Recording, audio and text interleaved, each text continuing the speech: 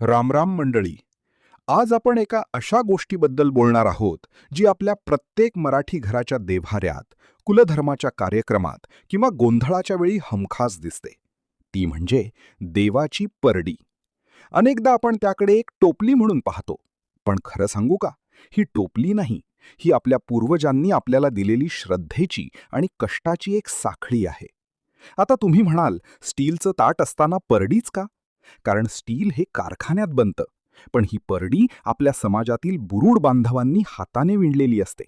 यात मानवी हातांचा स्पर्श आहे, बांबूची नैसर्गिक ऊर्जा आहे. देवाला नेहमी नैसर्गिक वस्तू प्रिय असतात, म्हणून आपण परडीचा वापर करतो. परडी म्हणजे आपल्या घराची सात्विकता जपण्याचं साधन. सगळ्यात आधी परडीच्या तळाला आपण विड्याची पाने किंवा हळदीची पाने ठेवतो. हे म्हणजे मातेला आसन देण्यासारखं आहे. त्यानंतर येतो आपल्या शेतात पिकलेला तांदूळ किंवा ज्वारी. हे धान्य म्हणजे काय? तर ही आपल्या कष्टाची कमाई आहे. आपण देवाला सांगतोय, माते, हे जे काही पिकलंय त्यातला पहिला घास तुझा. वरून घातलेलं पांढरं शुभ्र पीठ हे अन्नाचं मूळ स्वरूप आहे. हे अर्पण करणं म्हणजे आपण आपलं सर्वस्व देवाला अर्पण करत आहोत. परडीच्या मध्यभागी असते ती कवड्याची माळ. जुन्या काळी कवड्या हेच चलन होतं. कवड्या म्हणजे लक्ष्मीचं प्रतीक. खंडोबा असो, यल्लम्मा असो किंवा आपल्या कुलदैवत, त्यांना कवड्या प्रिय आहेत. ही माळ घरात सकारात्मक ऊर्जा खेळती ठेवते. आणि शेवटी मूर्ती किंवा त्या धान्यपीठाच्या ढिगाऱ्यात लावला जाणारा दिवा. तो तेलाचा दिवा म्हणजे देवाची दृष्टी.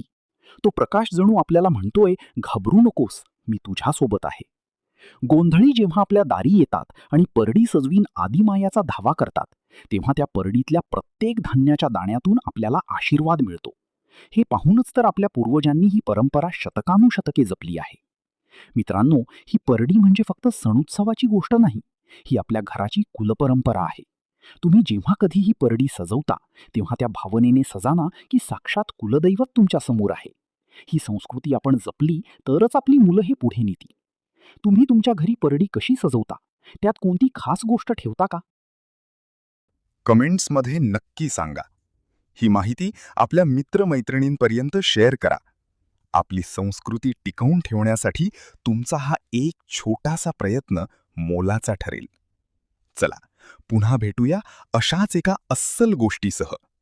तोपर्यंत आपली संस्कृती जपा, आनंदी रहा.